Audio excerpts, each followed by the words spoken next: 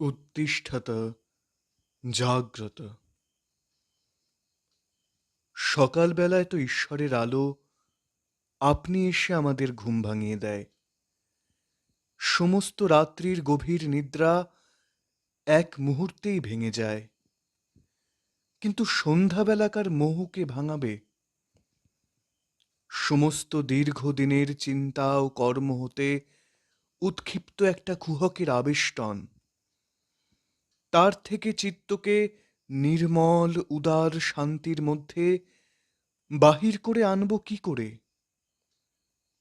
সমস্ত দিনটা একটা মাকড়সার মতো জালের উপর জাল বিস্তার করে আমাদের নানা দিক থেকে জড়িয়ে রয়েছে। চিরন্তনকে ভূমাকে একেবারে আড়াল করে রয়েছে। এই সমস্ত জালকে কাটিয়ে চেতনাকে অনন্তের মধ্যে জাগ্রত করে তুলব কি করে? ওরে উত্তিষ্ঠত জাগ্রত।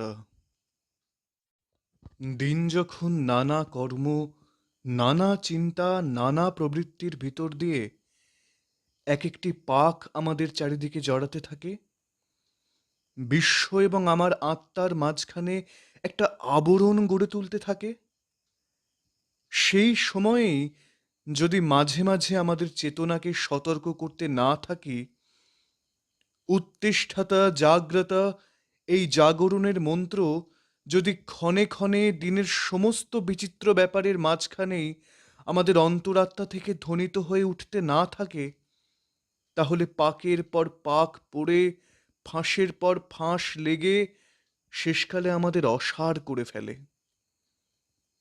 তখন আবল্য থেকে নিজেকে টেনে বের করতে আমাদের আর ইচ্ছাও থাকে না। নিজের চারিদিকের বেষ্টনকেই অত্যন্ত সত্য বলে জানি। তার অতীত যে উন্মুক্ত বিশুদ্ধ শাশ্বত সত্য, তার প্রতি আমাদের বিশ্বাসই থাকে না। এমনকি তার প্রতি সংশয় অনুভব করবারও সচেষ্টতা আমাদের চলে যায়।